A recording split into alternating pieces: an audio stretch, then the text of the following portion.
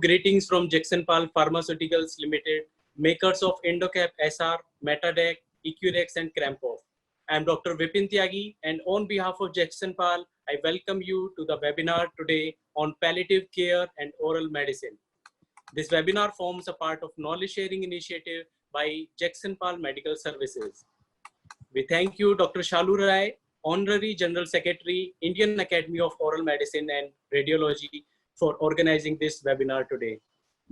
We feel indebted to the association for providing the banner support. We are privileged to welcome eminent speakers, Dr. Shalu Rai, Honorary General Secretary of Indian Academy of Oral Medicine and Radiology. She is Director, Professor and Head, Department of Oral Medicine and Radiology at Institute of Dental Studies and Technologies, Modinagar. She is member of various oral medicine and dental associations. Speaker Dr. Anjum S. Khan Jod is Director, Department of Anesthesia and Palliative Care at Bhagwan Mahavir Cancer Hospital and Research Center, Jaipur. She is member of various associations related to study of pain and palliative care. The moderator today is Dr. Mohit Pal Singh, Vice Principal, Professor and HOD, Oral Medicine and Radiology, Pacific Dental College and Hospital, Udaipur. He has held office position with various dental associations. He also organized National Triple O Conference at Udaipur as organizing secretary. Today's topic is such that we are sure there will be a lot to learn for each one of us present here today. During the session, we request attendees, please post your queries by text in the chat box to be answered at the end of the session. Due to the time constraint, please share your questions during the webinar itself as text. You may also note that this session is streaming on Facebook Live and the recording will remain on Jagsonpal's YouTube channel for reference and knowledge sharing. I will now request Dr. Mohit Pal Singh sir to kindly initiate the session. Sir.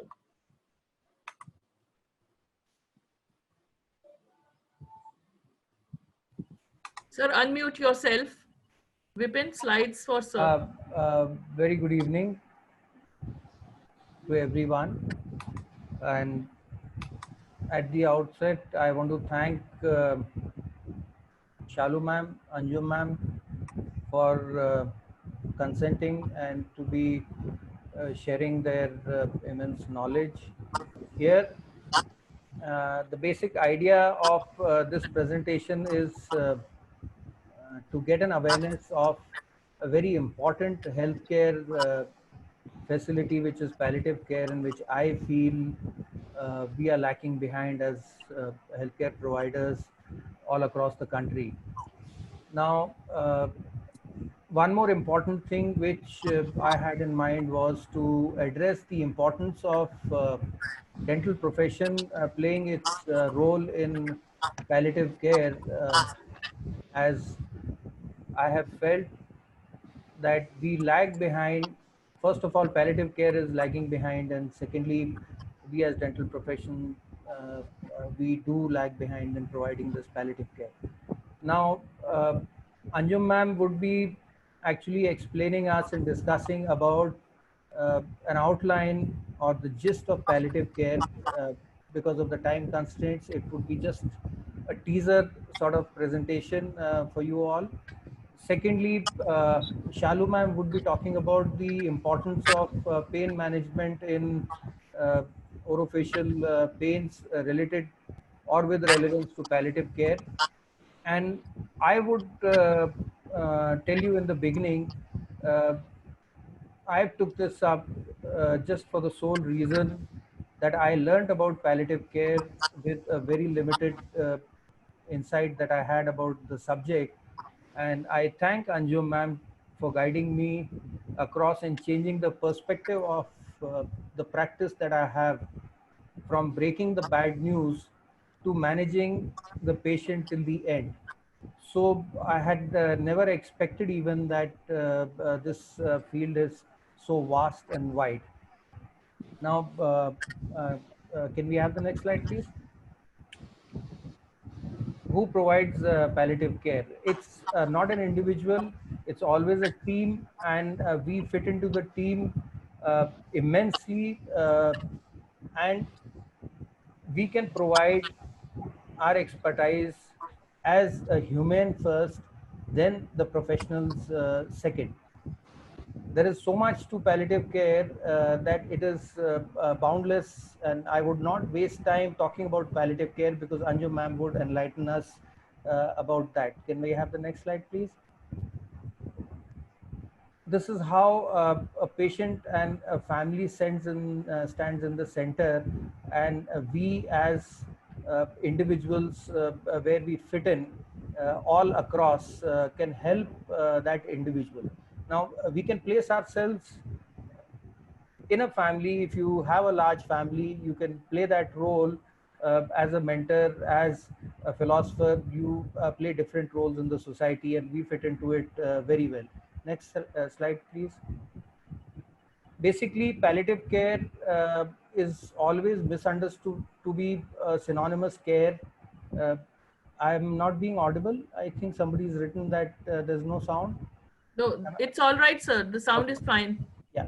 So palliative care differs from individual to individual, and one should keep in mind it is not synonymous with cancer only or onco only. Palliative care deals with a lot of chronic disorders, and for that matter, the dentists also play a major role in so many chronic disorders of orofacial pain, which are very, very debilitating to individuals. Next slide, please. Uh, See, here again, there are certain difficult situations in an individual's practice. When we go out to practice, we do not end up giving so much time to the patient that sometimes we come to a level that we fall short of the expectation of the patient. So it has to be a good communication. Complex cases should be referred, and we need to understand with compassion. The patient comes to us with a lot of difficulties and pain, so we need to have a group that needs to decide and treat that particular individual from beginning to the end. Next, please. Now, how do we practice palliative care? Palliative care can be practiced as an outpatient care. It can be hospital-based, unit-based. There can be a team. Now, a lot of metros are having home care facilities. It is just a click away, and you have these individuals visiting, nursing at home, and hospice care. And once ma'am is talking about this, the concept which I learned, to pass away from home is more important than to be surrounded just by certain individuals that the patient wouldn't have even seen all of his or life through. Next slide, please. Now, what is the role of a dentist that I'm here to emphasize? That I want to re-emphasize here, that we play an essential role in palliative care. Now, how we can do it? By maintaining the oral hygiene and dental examination of the patient. There are so many different needs. Occlusion, we understand very well the importance of occlusion, and if there is some derangement, sharp cusp, things like that, how it would have a sequelae. As dentists, we would understand. We can identify and cure oral opportunistic infections during and post treatments like radio or chemotherapy. In certain disorders, managing dental caries in patients who are bedbound, can't come to a clinic. Certain clinics placed at certain regions where the movement is restricted. Home care, you have mobile dental setups now, and we can provide that, and it is very, very significant. And believe me, I'm not just talking theoretically. I have provided myself dental treatment to individuals who are homebound, or I've taken my kids and done treatments which I thought were not possible, but it is possible, it can be done. Then prosthetic requirements in certain surgeries where large resections are there. Next, please. Now, oral care, if it is done, it reduces so many things, increasing the quality of life. It wouldn't just relieve individual from the microbial load, uh, which would lead to pain and other infections, debilities that influence patients' ability to speak, eat, and swallow, orofacial pain and discomfort, and it reduces discomfort caused by xerostomia. There are so many which we as specialists would identify, and the general practitioners, and especially oncologists, they look forward for handing over the patient to us so that we can take this thing further to manage. Next slide, please. Now, why oral medicine I am emphasizing here? It is not just the oral medicine. Every dentist is capable and qualified enough to do that. But I'm emphasizing that oral medicine fits in more for the reason that we, by curriculum, are trained in treating certain dental problems with medically compromised patient. We are trained into conservative management of orofacial pain and TMDs. We are trained in managing oral mucosal disorders. We are trained in certain diagnostic protocol. Hence, we start from breaking the bad news to that individual, and we can follow through till the end after the oncosurgery is over. And oral oncology is a prominent component of our triple O, especially, that is oral pathology, oral medicine, and oral surgery. From here, I would want to hand over the presentation to Anjum ma'am and request her to carry forward.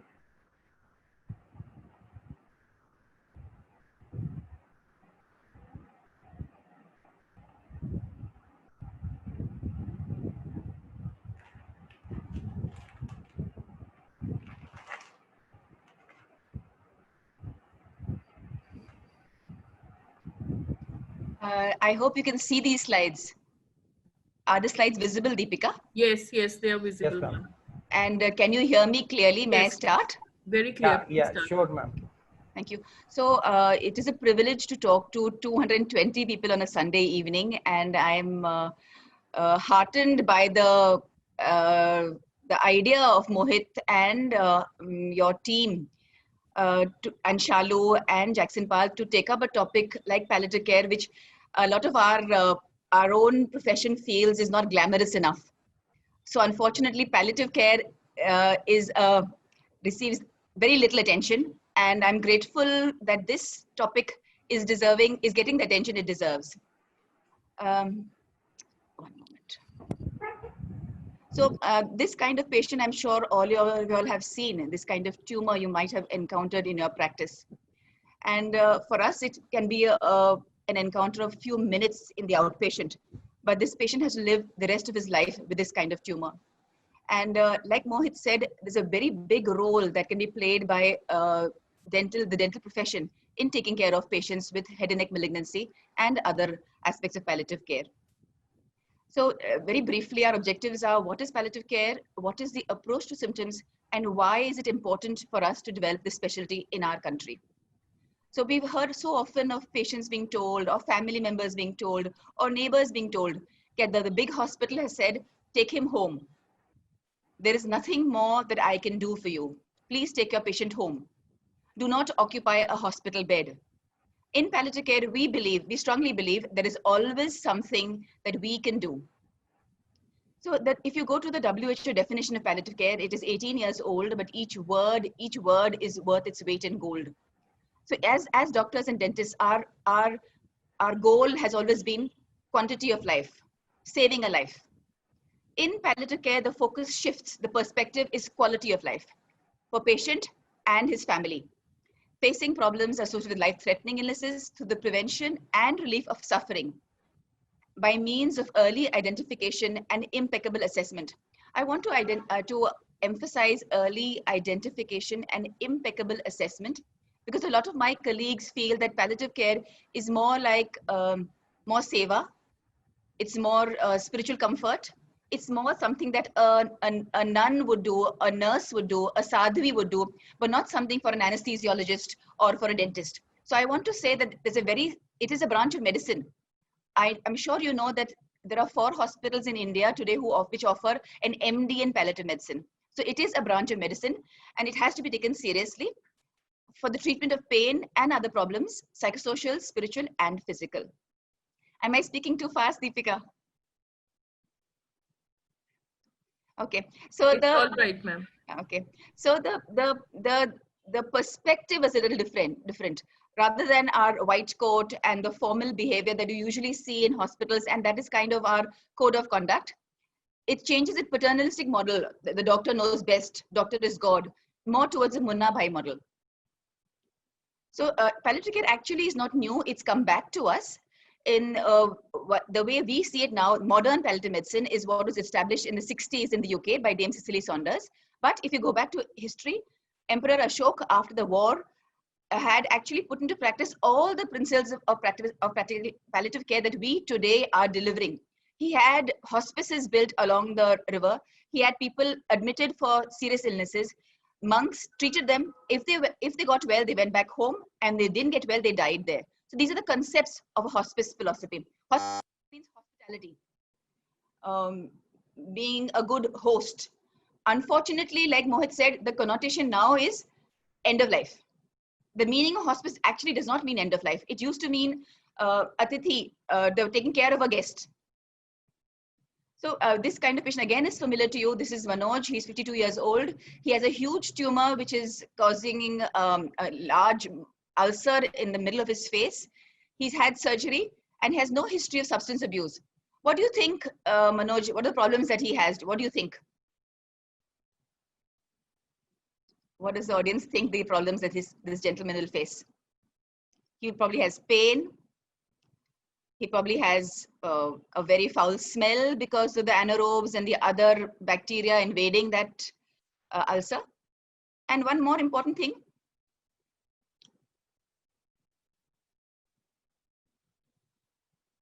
What do you think he has? What is the thing that would probably bother him the most?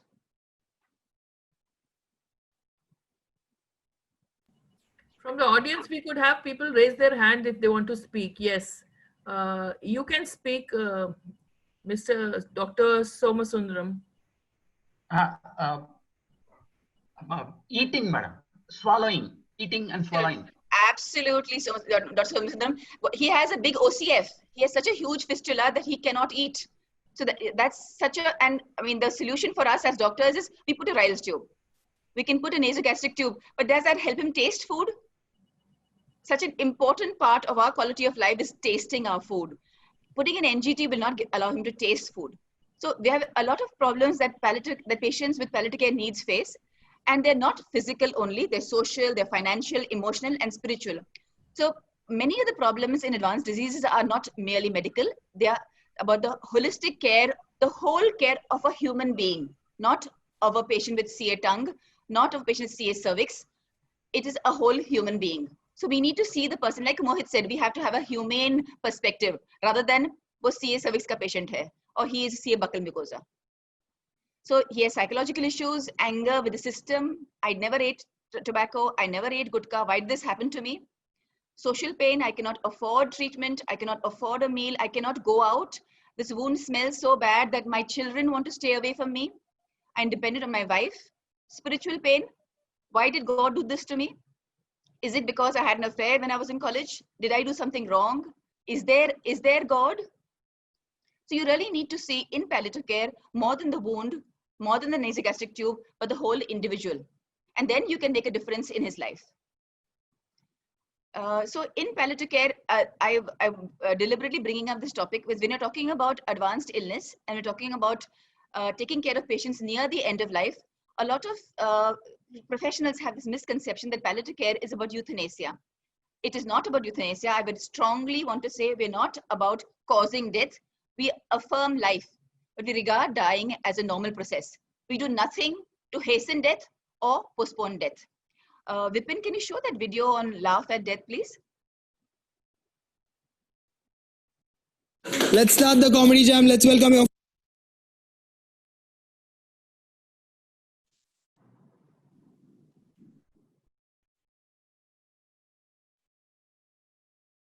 first act of tonight.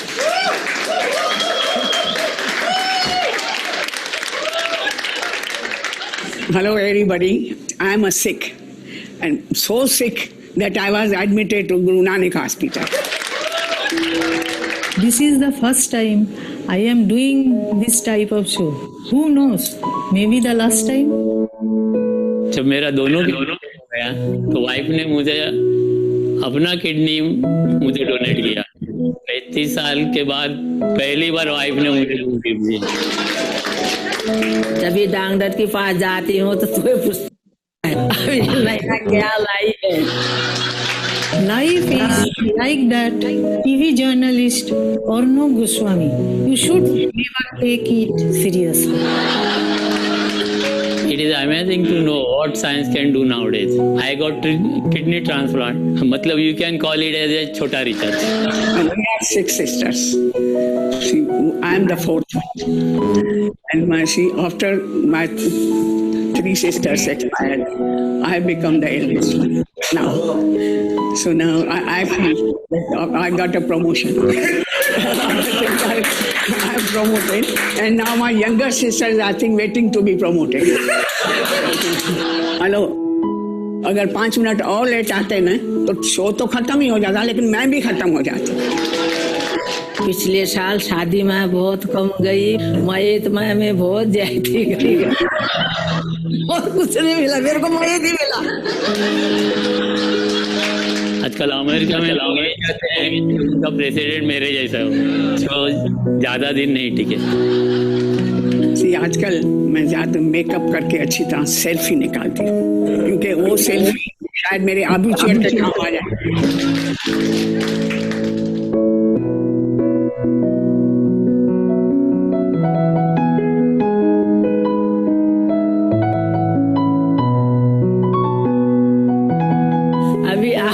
उदास हो रहे हो, आपको तो खांसी भी नहीं है, मेरे को तो लेन टेंशन है।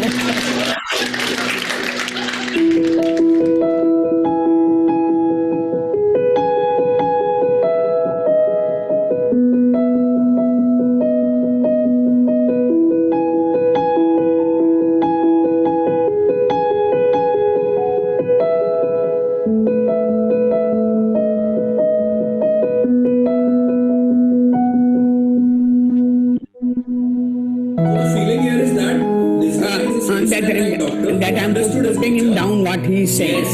Why if you don't ask me about me asking what's your age now? You tell me. You tell me, guess. 22.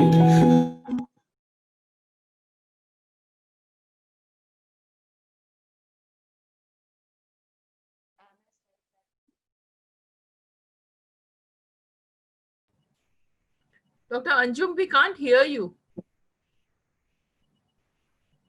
No, we can't hear you.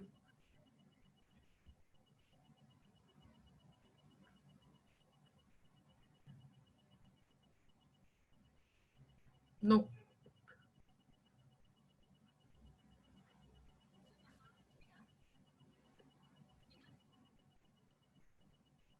Just check your computer volume, ma'am. Can you hear me now? Yeah. Yes. Okay. So I think this video, every time I show it, every time I have actually goosebumps, because these are people these are real patients. These are not actors. None of them is a professional actor. They were sharing their thoughts about life with all of you, with all of us very generously. And they have taken on that the cancer is part of their life, and they're accepting palliative care and are living life fully. So palliative care is not only about dying, it's about dying well. So we need to live well and maybe die better. So who could have said it better than Shah Rukh Khan? So Har Pal Yahan Ji Bhar Jiyo, this could be actually our theme song. So the founder of palliative care in the UK, her name was Dame Cicely Saunders. She was a nurse, actually. She said, and we've quoted her all these years, we cannot add years to your life, but we will do all that we can to add life to your years. This is what we do. So she also coined the concept of total pain, because we know of pain as a physical pain of A fibers and beta fibers and receptors. But she talked of total pain in the sense of loss of beauty, loss of health, loss of independence, loss of family, loss of possessions, and fears of the unknown. So pain is much bigger. So when you need to be, when you want to be a good palliative care physician, one of my teachers always said you have to have head, hands, and heart. You have to have the attitude and the knowledge and the skills. So we can, like Mohit said in the beginning, palliative care can benefit cancer, HIV, AIDS, dystrophy, renal failure, every disease that we know we cannot cure. Apart from infections and fractures and trauma, we really cannot cure. So all these patients will need help during the illness and towards the end of the illness, and there palliative care has a role. So if you take a simple example, one symptom, if a patient has bleeding from a fungating wound, which you might see very often in our practice. So common sense is treat the cause. Why is it bleeding? The other part which we emphasize a lot in palliative care is what can you do from the non-pharmacological management? And if both are not possible, what can you do to comfort and palliate? So if this patient comes to you with bleeding, what could you do? Stop aspirin, stop warfarin, see the platelet count. Maybe he needs vitamin K. You could use pressure on the wound. You could use adrenaline dressings. You could not use wet dressings. You can use paraffin gauze. You can use Sofra-Tul. The newness in palliative care is old world medicine reborn. We're seeing the whole person, and often you're using technology in a new way. So in this person, you might think, is an external carotid ligation possible? Can you radiate and cause the vessels to sclerose and stop bleeding? Do we have the ability of the facility of an interventional radiologist who can embolize the feeder vessels? So this is a scientific dimension to compassionate care. So it is the spiritual aspect, the comfort aspect, the psychological aspect is extremely important, but so is the medicine aspect, the physical aspect. So this kind of patient can come to you. And the big risk, as you all can all imagine, can you imagine what kind of risk this patient faces? What life-threatening complication do you think he can have? Anybody? Where do you think this ulcer can erode next? Yes, carotid. Yes, this could be actually life. He can lose 2 liters in seconds. So actually he could just die in front of you, even if he reaches the hospital. So it's sometimes we can be there. We can comfort, we can reassure and be there because we cannot possibly tie that carotid. Suman Lata. Yes? Suman Lata, she wanted to speak. Yes, Suman Lata, says. Please unmute yourself, ma'am. Suman Lata? Okay, I think ho gaya.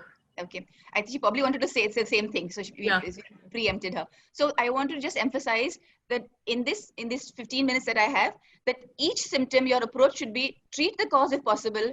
If it's not possible to treat the cause, what non-pharmacological measures that can you use to treat the symptom, and then comfort and palliate. So this is one of our patients who had a 4-quarter amputation. We were able to get him a prosthesis. We were able to manage his phantom limb pain. And with the help of our social workers, we got him a Bhamasha card, and he was able to establish a shop in his house selling cloth. So this is actually would be the goal of palliative care: physical rehab, ability to move out of his house, psychological and financial support. And it's if best possible if you can make him earn for himself rather than handing him out some money. So why palliative care? Why is it so important? Why am I getting so emotional about it? Because the access to Indians is so limited. Less than 4% Indians have access to palliative care. And if we don't take it seriously, tomorrow when you and I, when Deepika and Mohit and I and you and Shalu need palliative care, there'll be nobody to deliver it. So we need to develop this profession amongst ourselves. So when we took our oaths, we swore to fulfill to the best of my judgment and ability. I will remember that there is art to medicine as well as science, and that warmth, sympathy, and understanding may outweigh the surgeon's knife and the chemist's drug. So we need to add Munna Bhai to Hippocrates. Vipin, can we see last words, please?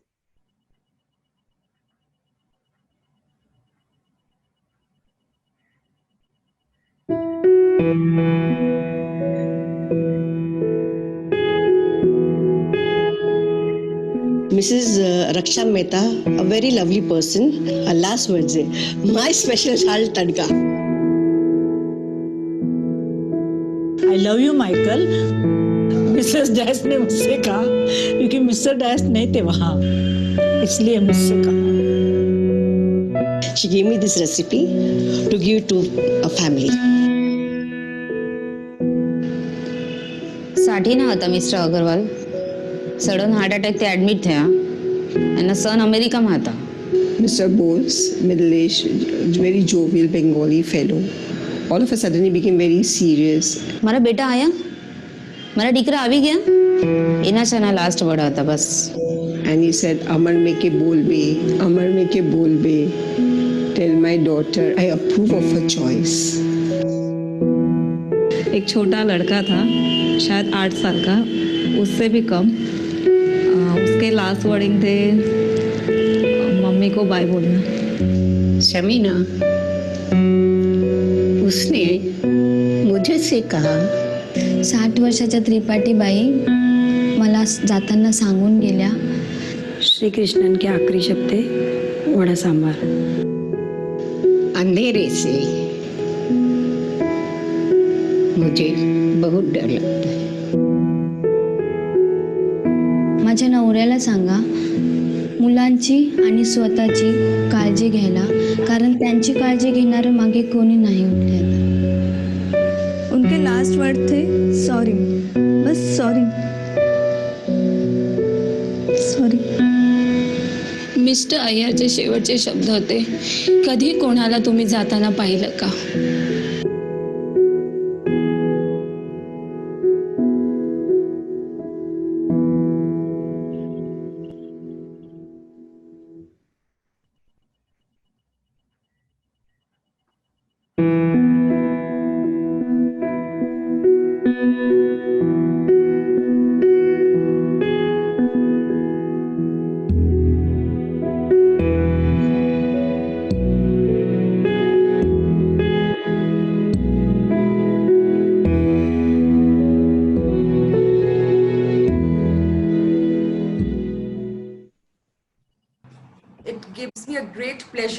To talk about the role of palliative care in oral medicine.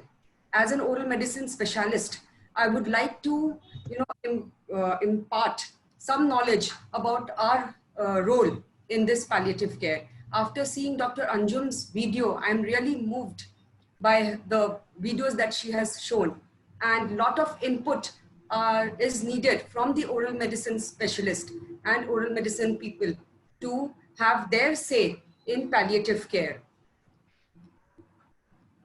So the topic for today is the introduction to the palliative care and the role of oral medicine specialist. I have tried my best to make a presentation on this, but there are a lot of things that needs to be discussed and a lot of experience is needed, to make it go a long way. This is the college that I've been associated with since last 20 years. So palliative care is developing as an area of special clinical competence throughout the world. Palliative doctors give the touch of God as he or she take care of the terminally ill patient. A trained dental doctor can help other doctors in dealing with this situation. Therefore, a trained dentist is a good teammate for the oncologist or radiotherapist or other doctors of the palliative care team.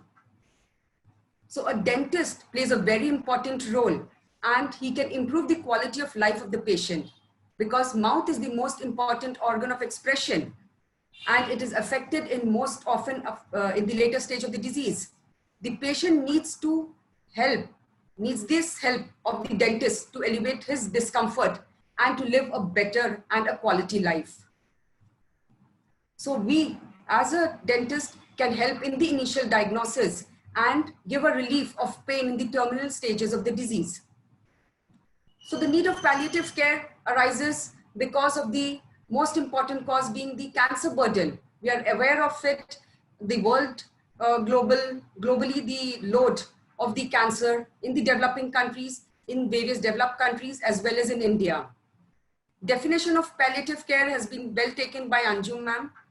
It's an approach that improves the quality of life of patient and their families facing the problem, associated with life-threatening illness throughout the prevention and relief of suffering by means of early identification and assessment and treatment of this pain and other problem, whether physical, psychological, and spiritual. So there are various factors which should be taken into consideration when you're talking about palliative care. most important, you are treating the person as a whole, not only the disease. You're promoting the quality of, giving the quality of life to the patient. You're supporting the family and the associated people who are there with the patient. And an extra layer of support and comfort takes it a long way. So the care, the scope of palliative care is it's a specialized medical care for people with serious illness. It provides relief from pain. It gives a life and regards dying as a normal process, intends neither to hasten nor to postpone the death. And it, as I told you, it's more of a psychological and spiritual aspect which we are supposed to deal with. So these are the various domains that should be taken care of while looking into the patient. In short, as I told you, the cultural aspect of care, the ethical and legal aspect of care, structure and processes of care, the physical aspect, the psychological and aspect, the social aspect. This has actually all been taken by ma'am because I have little, paucity of time. So we will just come to most important team. The most important aspect is the team, and where the dentist plays a very important role. This slide has also been shown by Dr. Mohit. And apart from all of this, the important factor that we should think about is the dentist. So we are actually in a team and we should be doing our work as an oral maxillofacial radiologist and oral medicine. So this is the milestone that we have in palliative care in India, and there are various palliative care centers. And the most important, as I told you, is 2008, we had the first palliative care in Kerala. We also have in Calicut, we have the care in Delhi also. So let's talk about the most important thing that I would be talking about is the dental expression. The dental expression in palliative care may be defined as the extended dental services with the central goal of providing the oral care to the terminally ill patients, where the oral lesions or condition greatly impact the quality of the remaining life of patient. The initiation and progression of oral lesions may be related to direct or indirect succession of the disease. We have to deal with the treatment or both. So the palliative care team consists of specialists in various fields of medicine, including dentists who are helpful in alleviating this discomfort and making the patient lead a better and quality life.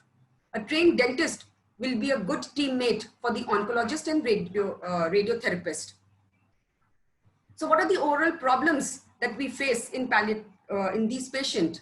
It might be because of the direct effect of the primary disease. It could be because of the indirect effect of the primary disease, treatment of the primary disease, direct, indirect effect with the coexistent diseases, treatment of coexisting disease, or a combination of various above factors. So there are different levels at which a dentist can intervene in the palliative care. You play a very important role in the diagnosis and preparation of the patient for treatment. During treatment also you have a role, post-treatment, and most important is the reduction of pain after the treatment. So what are the various oral problems that you have? Most commonly because of the oral cancer and the treatment by the radiotherapist and the chemotherapy. Most common point that we have to look into is xerostomia. So the short-term complication is mucositis, ulcer, xerostomia, oral candidiasis, denture stomatitis, taste disorder. As an oral medicine specialist, we have been treating these cases since ages. So we as an oral medicine can have a very good impact as far as the palliative care of the patient is concerned. Long-term complication could be a caries risk, reduced healing capacity, that is osteoradionecrosis, some salivary gland function, leading to a cycle of, again, xerostomia, dryness of mouth, trismus, mucositis. So as I told you, the prevalence of this in palliative care is because of the cancer, and most commonly you have xerostomia, 77%, sore mouth, dysphagia, denture problems, taste alteration, and other symptoms. So most frequently seen is oncology patient. Pre-treatment also we have a role to play, and post-treatment we also have a role to play. Medical attention is required to treat pain, xerostomia, halitosis, and other periodontal problems. So the dentist, as I told you, plays a very important role in educating the caretakers, the family which are in connection with these patients, to execute these oral hygiene procedures, because routine mouth care should be undertaken in patients who are unable to care for themselves every 2 to 4 hours, especially in the patient who are in coma. Or so you have to take into consideration the caretakers, and you're supposed to educate them to take care of these patients.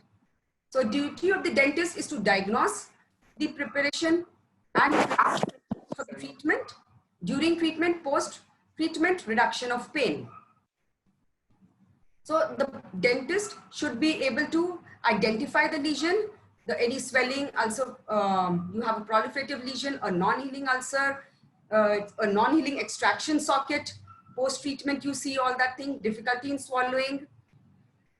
So the examination plays a very important role, and as an oral medicine and oral diagnosis person, you are the first person where the patient comes and you are able to diagnose and treat these patients. A thorough intraoral examination, the hard tissue examination, the soft tissue examination, salivary gland examination. I will not go much in detail because we are all aware of this, but it also plays a very important role. Various imaging modalities which can be used to, come to a conclusion. So the following aspects should be looked into. In general, all carious teeth should be restored, and scaling and prophylaxis should be performed. Extraction should be performed as soon as possible to allow for the maximum healing time. This all goes before the treatment starts. Only the most superficial occlusal caries may be deferred, and only if there is no alternative. Periodontal probing depth and assessment should be performed in some patients, because the bacteremia from the dental probing has been estimated to occur in 10 to 40% of the patient. The potential for bleeding complication will markedly reduce the platelet count and will limit the periodontal probing in some patient. So you're supposed to do it before the treatment starts. The teeth should be examined for caries, any restoration, any loss of vitality. Teeth with large restoration and crowns may be asymptomatic and yet have a necrotic pulp and the potential to develop an abscess during or following cancer therapy. So your role as an oral medicine for these cases should be sought after. So the potential source of this infection from the oral cavity, you are supposed to look into this matter and prevent any new infection or exacerbation of existing chronic infection. So removal of sharp edges, retention, stability, and tissue health should be taken into consideration. Communication in palliative care dentistry is imperative. It's very important that you should be a good listener. You should have that skill.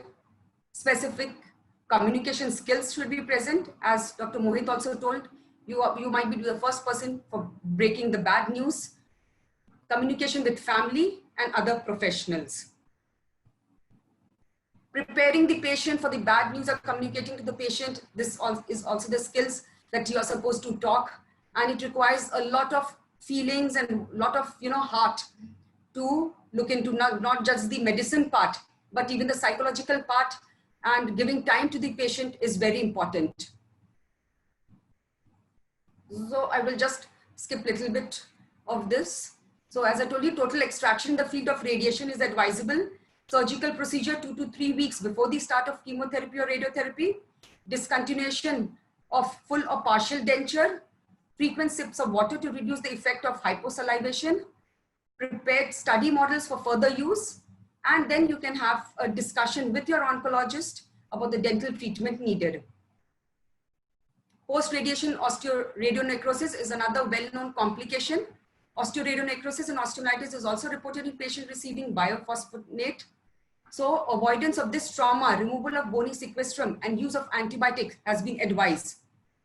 So you are well aware as an oral medicine people about the hyperbaric oxygen therapy, and before treatment, what you're supposed to do, during the treatment and after treatment.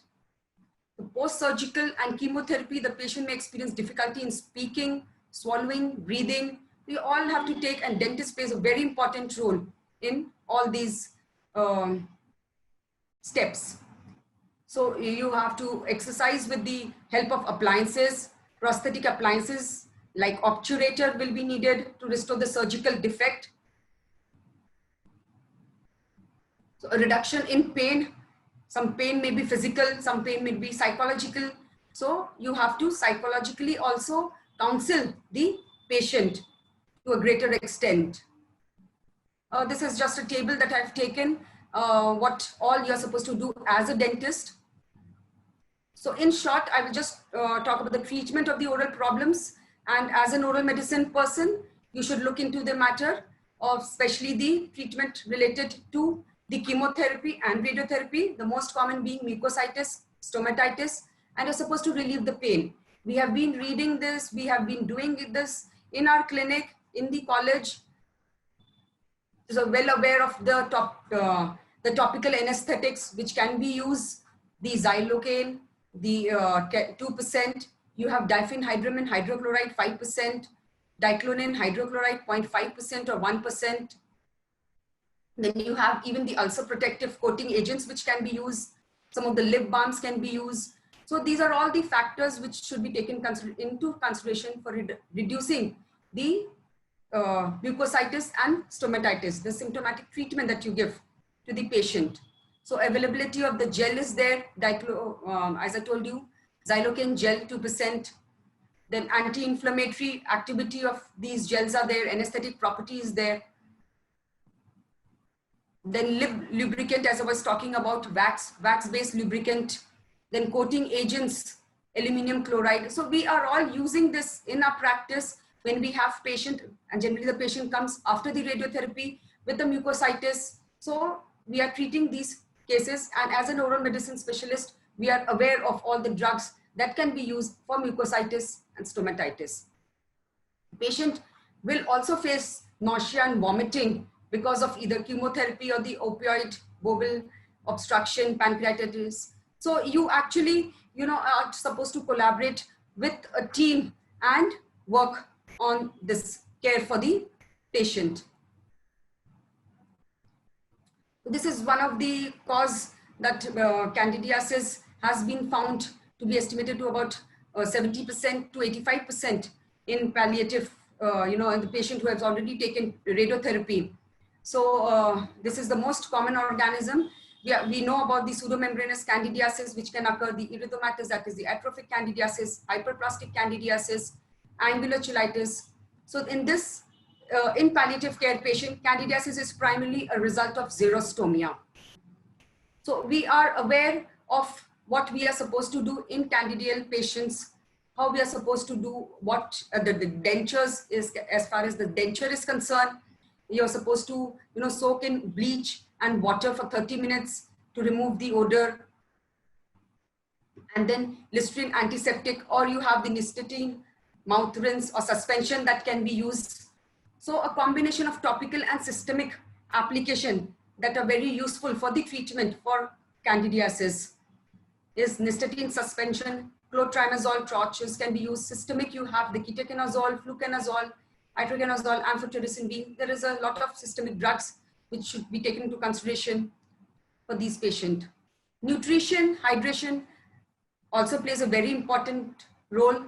Palliative care patients, they are unable to consume foods or fluid and the oral, because of the oral cavity being compromised. Vomiting, diarrhea, fever, swallowing difficulties, anorexia may cause dehydration and xerostomia. So drinking water as much as possible should be advised to the patient, and you should be able to psychologically talk to the patient. Zinc supplements, soft food should be served for easy swallowing, and because these are the cases which leads to dryness of mouth and the repeated things. So xerostomia it's common in palliative care patient, mainly as a result of medication or radiotherapy to the head and neck region. Recent survey of 25 palliative care patients all complained of xerostomia. So various drugs which are being prescribing for the xerostomia should be taken into consideration, which will increase the salivary flow. You have petroleum-based products, Vaseline, all these things should be taken into consideration. Alcohol-free rinse, salivary substitute, we are giving to the patient for xerostomia in a clinical practice. Topical use of malic acid, vitamin C, citrus acid, these all stimulate the salivary gland to increase the flow of the saliva, and this will be taken, this xerostomia will be taken care of. Depression is also the important factor which these patients go through, and dentists should be emphatic and considerate towards these patients. Emotional support and counseling are the major factors which should be taken into consideration. Acknowledge family and significant others who may be present in the room. These people require as much emotional support as the patient. So the family as well as the patient should be looked into.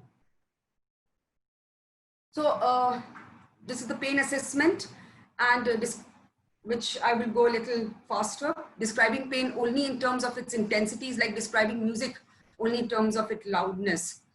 So you are supposed to take the history of the patient, the pain history, which includes the severity, quality, location. We have the pain, history taking format, which should be used, and which the following consideration while prescribing the analgesics should also be there.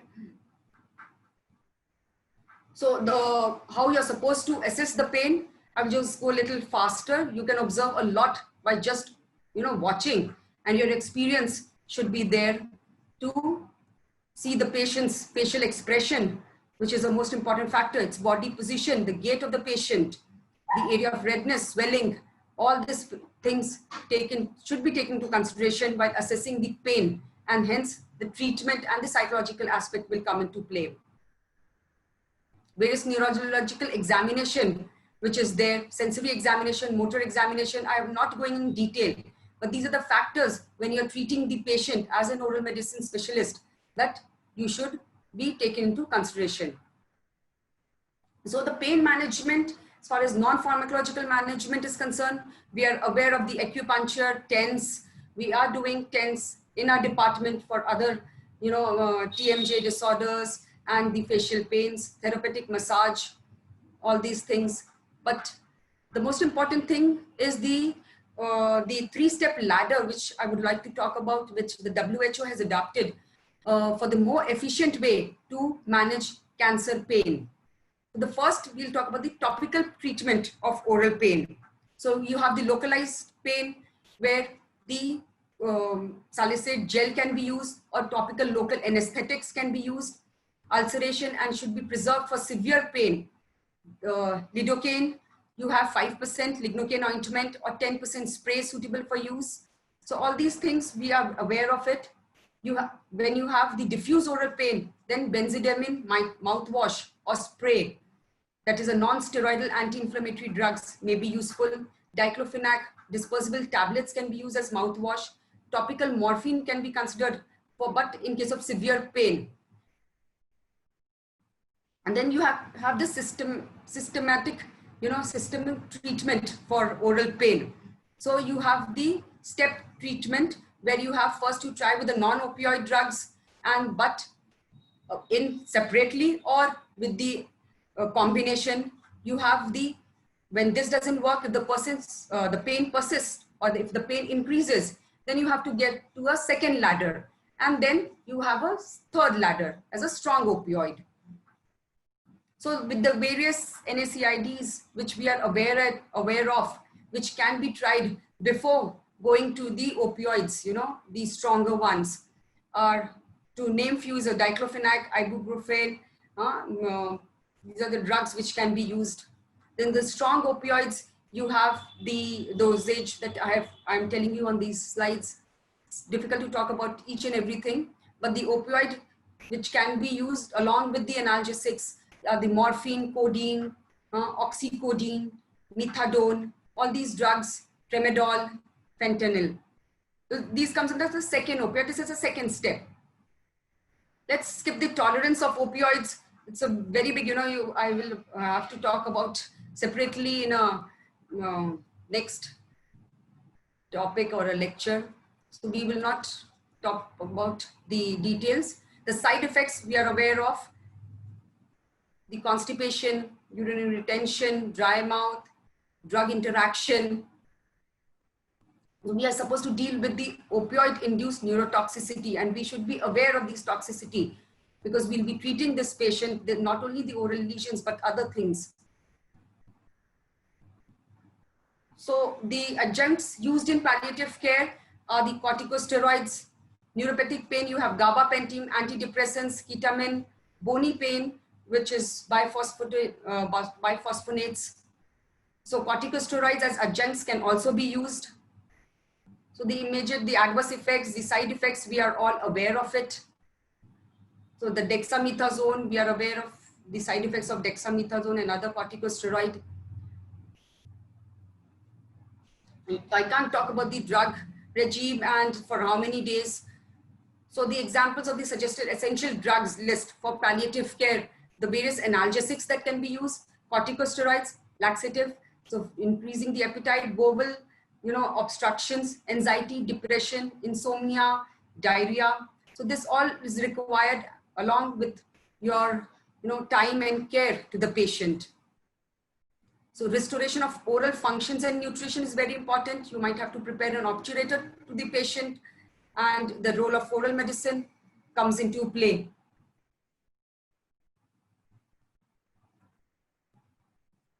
So important is you are supposed to take care of the integrity of the mucosal tissue.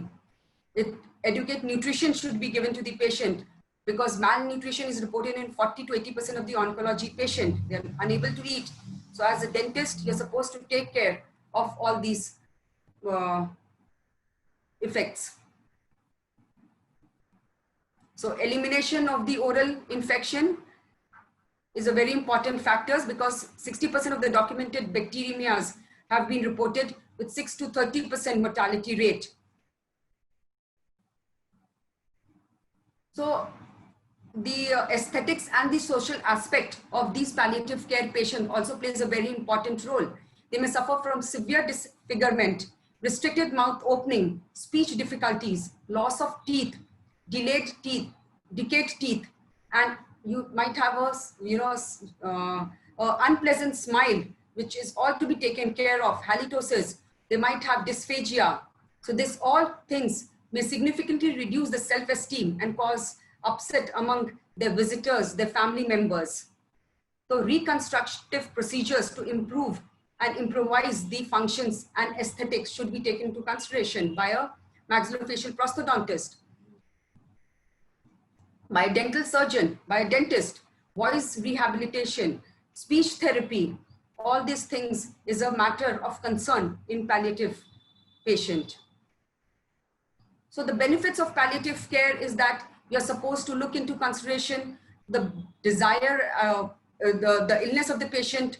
You have to study the mind of the patient, psychologically motivate the patient, spiritually, socially, and his daily activities should not be hampered.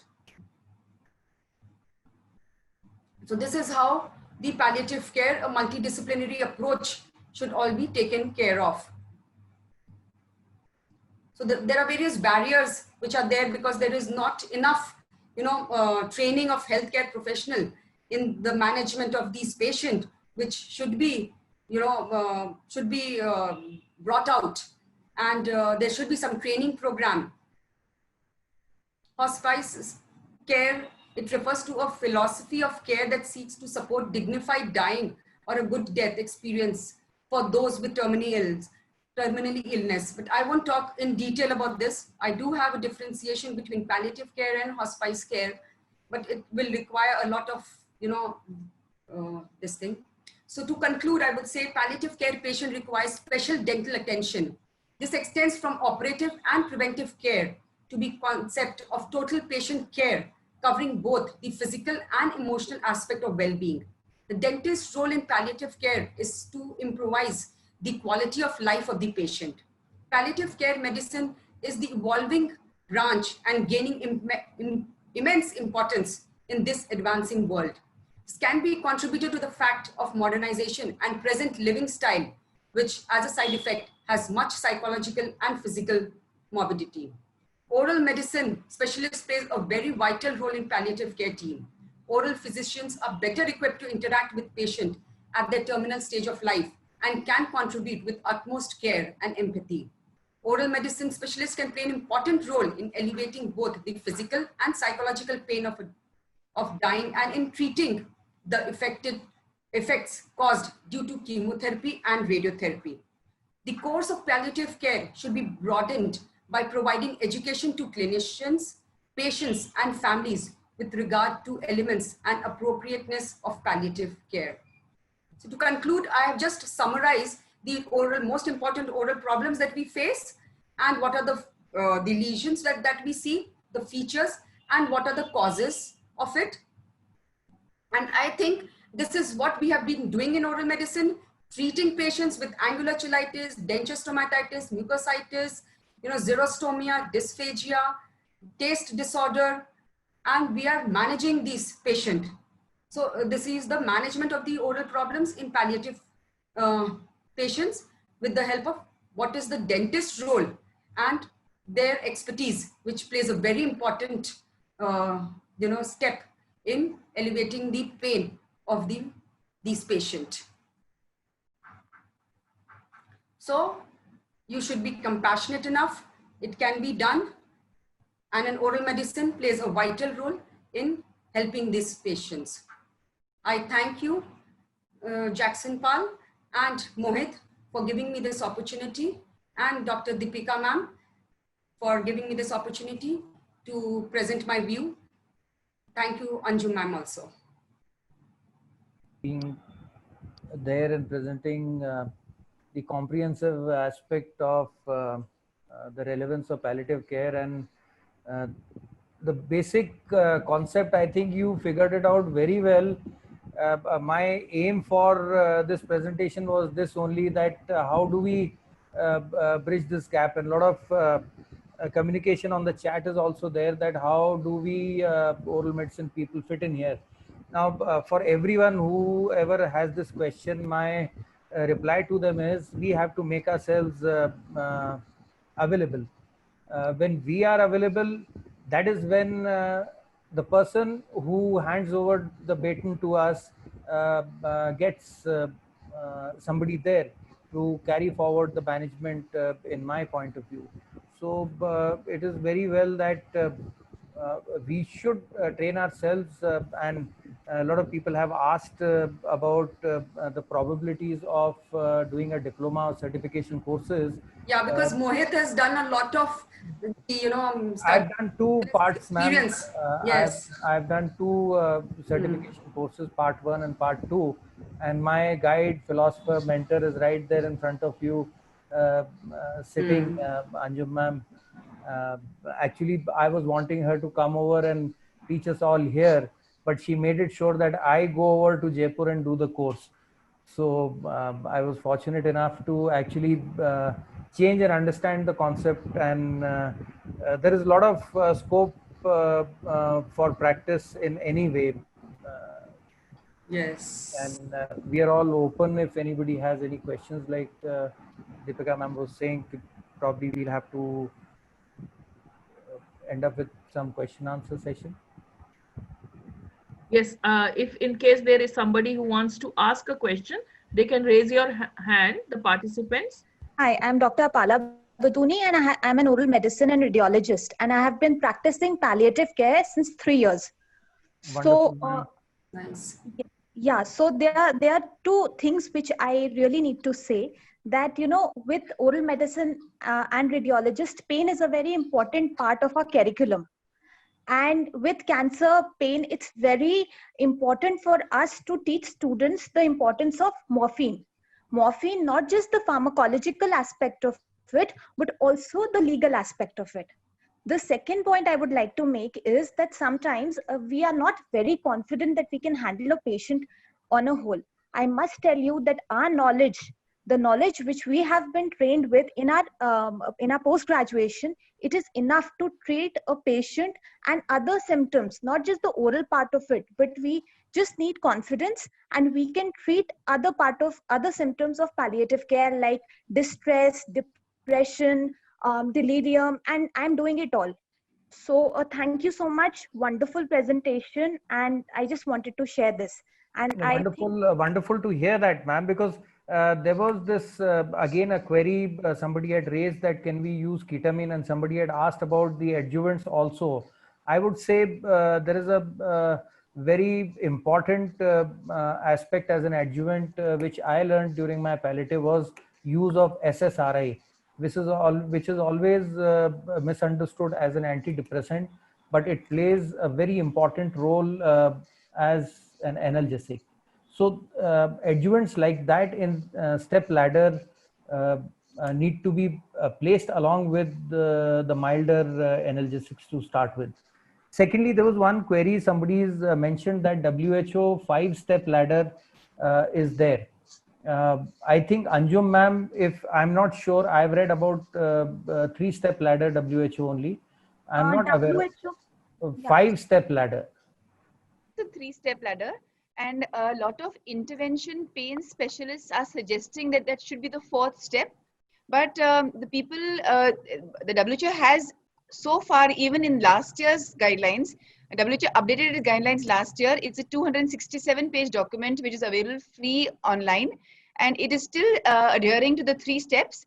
But in institutes where there is a very active interventional pain department, they offer it as a 4th step. And in some institutes, they even say that if the pain is very amenable to an easy, non-invasive block, it can be offered upfront along with step 1 and 2. But there is no step 5, no. Because there was, I'm also not aware of the step 5 ladder, ma'am. A lot of things that I am also learning from Mohit about palliative care. One of my mentors very early in my career said that we can only stay in the race if you're a lifelong learner. You have to be a lifelong learner. So that's really one learning. Because I think the last course before the lockdown, we were the senior most attendees around. So I remember the session, the wonderful session. Very sincere. You didn't throw your weight around and leave early. No, we never. So for the people who seem, I think there's you have ignited a spark in the whole faculty, in the fraternity, and to take advantage of that spark, the Indian Association of Palliative Care runs a course 2 or 3 times a year. We just concluded this year's course today, and it used to be obviously live in person and held twice a year, but now because of the pandemic, is being offered online. And it's open to doctors, dentists, and nurses. There is a fee, and you have to register. And now it's more convenient because you don't have to leave your hometown. You can do it at home. You of course have to have a good bandwidth and a good device. You can log in on the official website of IAPC and find out when the next course is. The other thing I was saying was that most resources are available on the IAPC website.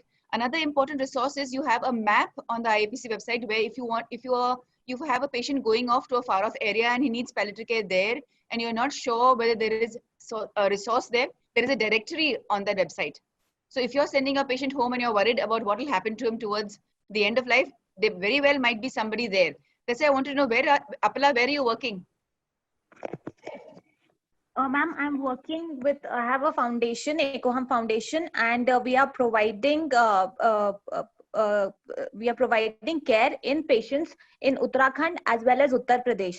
So we are on call. So anybody, for small things, anybody, if they need something, so absolutely free of cost, they can call us, and we tell them the end of life, solutions which we have. So we had to start it in the lockdown period. So, but it's going really well, and patients are quite relieved by it. I'm sure. And one more thing I would share, I was so heartened to see one of the team members, which ma'am has at the forefront in the palliative department, is a dentist. Yes. And she's been there for a long time with ma'am, and she's practicing wonderful palliative care.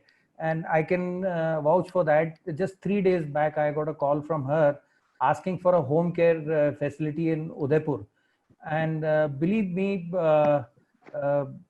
we work at a different level once we get into palliative care. Our concept of humanity and life has totally changed. And fortunate for that patient, we've managed to get the care here. So I've connected both of them across. That's how what ma'am is saying, the network needs to be built, and we have to make ourselves available. And, Thank you. I wanted to also say here is that with the pandemic, very few patients can actually access healthcare. So telehealth is the way forward. And if the network is developed well enough, you'll actually be able to take care of much more patients. We really need, like he said, you have to be accessible. If a patient or an NGO knows that you're available and interested in delivering palliative care, they will find you. Yes, ma'am. Dr. Ambika wanted to ask a question. Good evening, everyone. Especially thanks to Dr. Shalu Rai, ma'am. Ma'am, it was an amazing lecture because such detailed insights you have given for it. Also, Dr. Mohit sir and Dr. Anjum ma'am for bringing out this topic, especially in the field of OMR, where we are anyways dealing with so many things and this added to it. Ma'am, I would request that when it comes to such very varied topics like palliative pain, since we have such an insight to this topic, we get detailed training for this. However, myself practicing exclusive OMR in Mumbai, I'm facing one problem over here is that when I was there as a trainee in Tata Medical Institute for the cancer, I noticed that firstly, they were not very well aware of the scope of OMR. Secondly, because we don't have recruitment of OMR at such places, it is very difficult that people who are not attached to hospitals or people who are not attached to institutes, for them to practice at a private clinic, it becomes really very tedious, because then they have to actually convince the neighboring doctors, like if you have such patients, do refer to us, as we do look into these matters. So if on a larger scale, if recruitment can be done exclusively for OMR in palliative section, then I believe that in the long run, definitely more people will take more interest in such a, perspective. You're right on that front. Secondly, as you were mentioning that as individual or exclusive oral medicine practitioners, when we are there, believe me, ma'am, in my opinion, the referral has not been a problem at all. See, I can say probably because of my age, number one, and if I have told that I am available for this facility, the references have come. But see, if a xerostomach patient is there, when the surgeon or radiotherapist has finished their role, if the patient is visiting them again and again for that problem, they want to offload that burden to somebody else. Because in line, an oncosurgeon would be lined up for surgeries. Post-surgical care is limited to inpatient once they are there. But for the follow-up, if we make ourselves available, I'm sure it is an opening in its own. So yes, sir, I agree that if we do make the effort, we do get referrals. But if we are seeing to the recent pass outs who are coming, for each one to struggle during their lifetime to convince others, I believe if there is a recruitment like an official thing, okay, then OMR can also be recruited, because in Tata, ENTs, oral surgeons, all have recruitments. But when it comes to oral medicine people, they always lag behind, because DCI has never claimed that oral medicine is also capable enough to get a post at such institutes or get some joining. So maybe at that level, at DCI level, if formally it can be introduced. Yeah, this see, that is what the right thing that you're catching is. Our motive is to do that only. And until and unless we ourselves don't equip ourselves and present ourselves in such a way that we are capable of handling this kind of a situation, we can then stand in a position where we will be accepted and the recruitment can be followed after that. Very true, sir. Yes, sir. So we need to equip ourselves then to fight the battle. No, first we have to lift the sword to fight the battle. So I am in the stage of getting these battles bayoneted across to the warriors, the front liners now. And as ma'am had truly said, we want somebody to take care of us when we are in the other side, the third stage of life, which we all are galloping towards. Yes, sir. So you all are the mentors. I'm so happy that if we all are the torchbearers, definitely we have some aim in life. At least we can look up to you all. Thank you so much, sir and ma'am, both of you. Dr. Parveen Kumar. Thank you. Dr. Parveen Kumar. Yes, here. Yeah, you can ask your question. Yeah, actually, I just wanted to ask, like, we are dealing with terminally ill patients. Sometimes I saw one presentation note in that it was written that it is very difficult to break open the news to the family members about the terminating illness or the patient is going to die.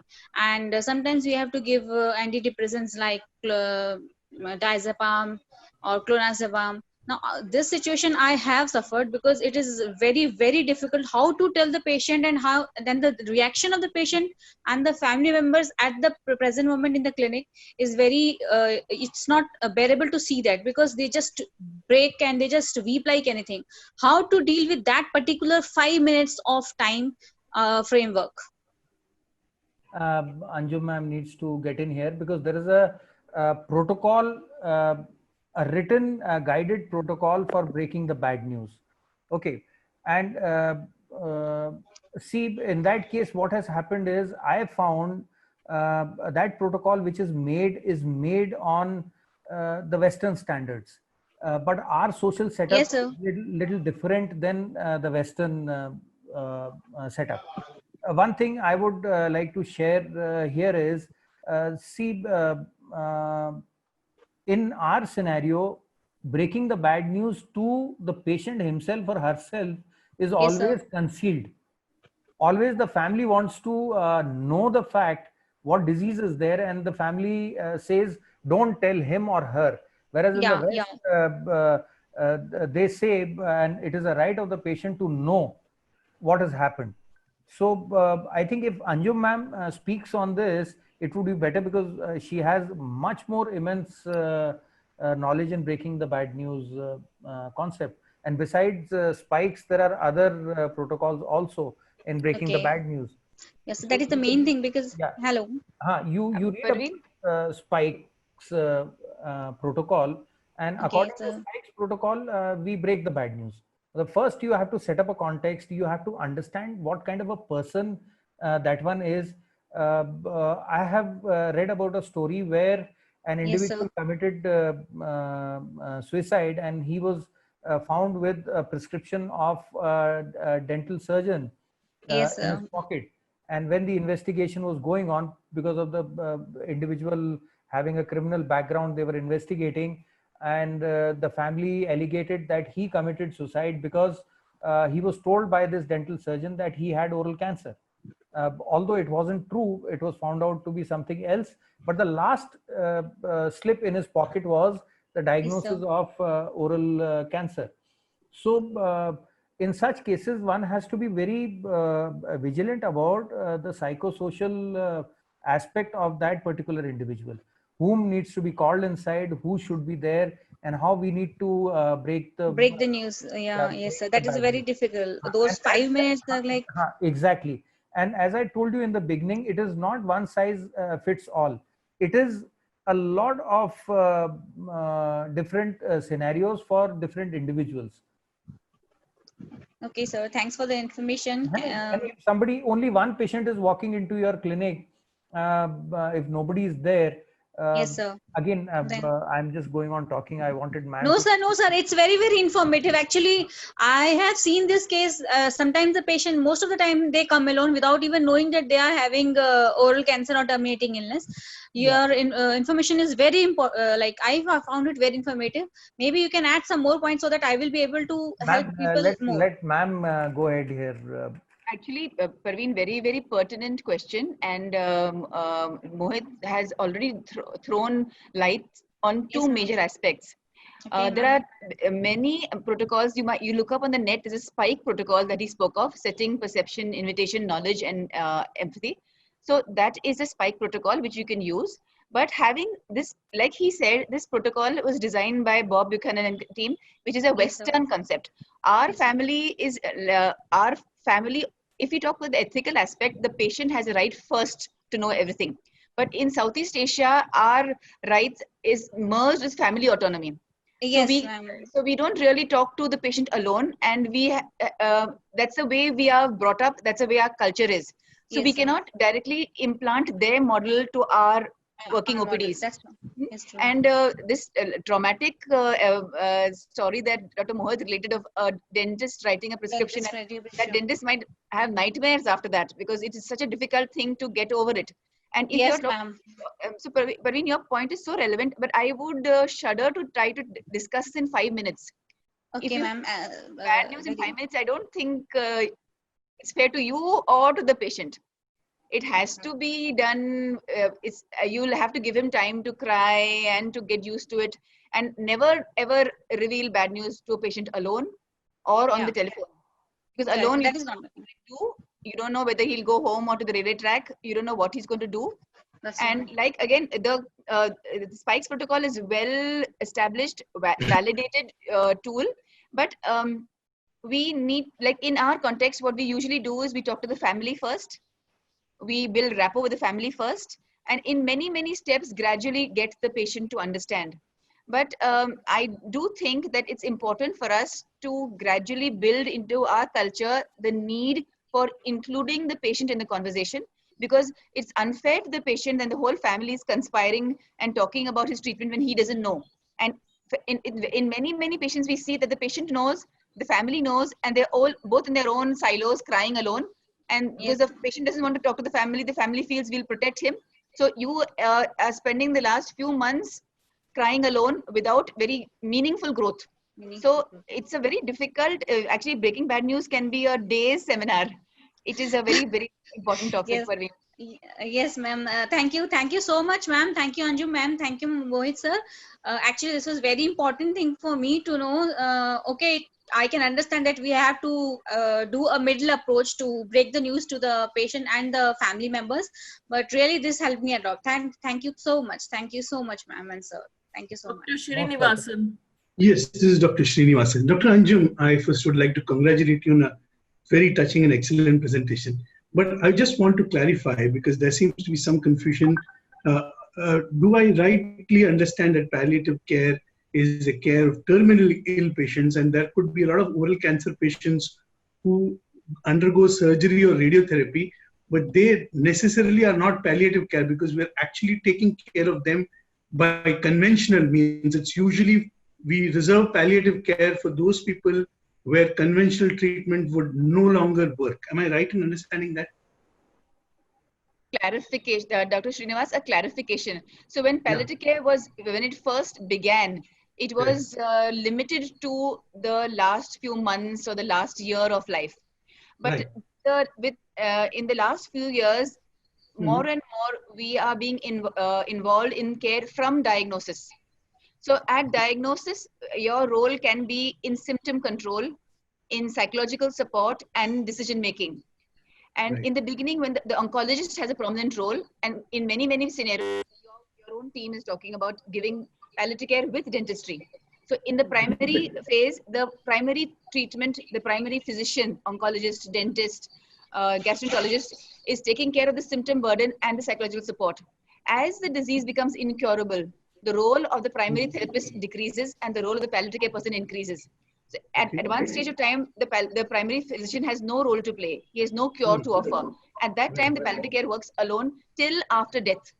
So we don't have the luxury of having so many palliative care people who can be involved from diagnosis. So in our country, really, the symptom burden is taken care of by the primary treatment. And we come to the picture a little late. But the initial definition or the initial understanding of the word palliative care, many people thought it was synonymous with end of life care. It is not. It is not. It is a quality of life at any stage of disease. We want to say that even in stage 1 of cancer. Yes. But the thing is, there are less than maybe 100 palliative care doctors in the country. So definitely at diagnosis, we cannot be involved with the patient. But at that time, the stress on the symptom burden rather than the disease Hmm. is taken care of by the other members of the team. Maybe the nurse, maybe the resident, maybe the treating team.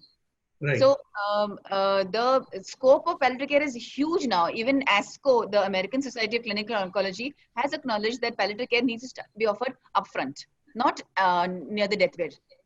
Okay. Thanks. Thank you very much.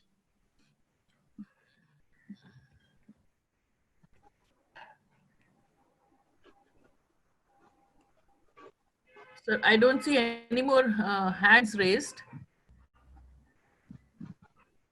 If you'd like to take any question, we have hand raised by Dr. Raghu. Can we take that? Yeah, sure. I think it's 7:30 now. The last The few. last one. So Dr. Raghu, is that, you can speak now. Good evening, madam. I am Raghu Ganesh from Chennai. The profile is not mine. Basically, I'm having some doubt regarding the palliative care at this point. I did that certificate course in palliative care, and I really enjoyed doing palliative care long back, 4 years back, and I'm trying to practice as much as possible. But at this point of COVID around, I'm finding it difficult to treat my regular patients with the real care that I used to give them earlier, because I want to spend very less time with them. I'm not able to communicate to them properly with my PPE on, with my kits on. I'm not able to give them real good treatment at this point of time. I thought I could get some encouraging word from you on this part so that I will continue my passion. So Raghu, it is a big challenge because most of our palliative care, you're spending so much time in very close contact with the patient. You talk about eye contact and holding the patient's hand. Sometimes, we really, you even hug family members. So in the pandemic, it's become really a challenge, especially talking about bad news and psychological support. But there is no easy answer to this. You have to work in your PPE because your safety is as important. But we are stressing more and more on telehealth, and the patients who need a less upfront care, we are encouraging teleconsultation. So we prepared a format and a questionnaire. Patients are talking to us on the phone through a video phone, through a smartphone application, so that they can talk to us and we can see the scar, they can see the ulcer, see the mouth, see the bed sore, and talk to them on the phone and maybe connect them with a local person. Unfortunately, home care has been delivered a really bad blow by the pandemic because there is such a risk of traveling, especially in containment zones. But it is as important for you to maintain your safety as it's important to take care of the patient. So when we are doing, even in our OPDs, we are wearing, using N95s and face shields. And on the few patients we are doing home care for, we are also using a face shield. The quality of communication has definitely suffered. But I don't see any other way of doing it because you also have to stay safe. Maybe we could be more careful, or we have more frequent video phones, more frequent video follow-up. We are prescribing for 1 month because we don't want the patient to travel often. Most hospitals have rules about having COVID certification before they enter the hospital. So we're trying to give the patient the longest prescription possible so they don't have to visit often and from far away. Other things we're doing is that patients who are on home care, we're following them up every Monday morning with a phone call. And patients who really need to be visited, we're triaging them so that our team is also protected, because the team is equally frightened. The team is equally at risk, and you don't know who is positive. I would really but congratulate you on your zeal to continue in this. Many people have dropped by, saying that we don't want to practice medicine. I need some palliative care at this point of time because I need support. I feel like I'm getting depressed. We all need self-care. We need self-care. Yes. You can have Zoom parties also. But good, Raghu. I'm so pleased to see your zeal. So good to see us. No, that was what was giving happy. That increased better, and I became better after my palliative care course. But now I'm not able to do the regular care that I used to give. I'm feeling very bad about that. I'm not able to cope up with that. Yes, but maybe we could make a more efficient video system, a smartphone system, which you feel guilty actually that you're not taking care of your patient properly. So maybe that I've been doing this 4 months, madam. I cannot do this more than that. No dental treatments, unless treated, dental problems cannot be solved. You can't go ahead with teleconsultation and can't help the patients. It's not possible. They need treatment. Either it is something with the tooth or with the mouth. We got to treat them. That's the problem. Shalu, do you have something to offer? This is distress. This is So distress. that protocol is there, a limited frame time. We have so many individuals practicing dentistry also as of now in the full gear. If you have a good backup at the clinic for sterilization and disinfection, you can time and space patients in between, and so many emergency treatments are being done. Yes, we have to agree one thing, that because of this COVID-19 thing, the routine practice, the way we used to be doing, has significantly changed, and we have to accept that and move ahead with it. It is not something like the end of the world, because it's a way of learning for all of us. And believe me, this lockdown was one of the good quality times that we all had to a certain extent. So make the best of it and go ahead with it. So, may I interrupt? I thought you were talking about their palliative care responsibilities also. If you're talking about a dentist responsibilities, Yeah, he meant for dental responsibilities, ma'am. So we are like our hospital, like Mohit said, if your hospital is equipped to take care of the protocol and the precautions against COVID, we did during lockdown we did 200 surgeries. So we are operating every day because very few hospitals have opened. And since we are working in a cancer hospital, we cannot postpone cancer surgery. So we are working more than we worked pre-pandemic with all precautions, with COVID testing, with PPEs, but we are working more than we did in the pandemic because we can't possibly postpone cancer surgeries. So our radiotherapy, chemotherapy, supportive care, and surgery are all going full-fledged. That's really encouraging, ma'am. That's just start of getting a little more motivation from you. Thank you very much. Most welcome. Overshot by about 40 minutes. If you would like to. Yeah, we would. Vote of thanks from your side. Yeah, we can conclude now. Thank you so much. Thank you, everyone.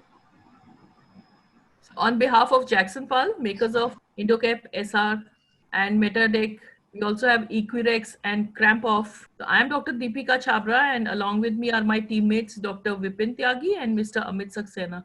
And we thank all the experts really for sharing such vast knowledge with us today and making us so much more knowledgeable.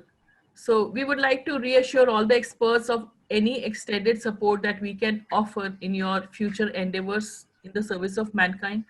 We also appreciate the presence of all the attendees here. Without your support, this initiative could not have been possible. And we hope to go a long way in knowledge sharing sessions with your continuing support, the attendees. We say a very goodbye to all of you. Thank you.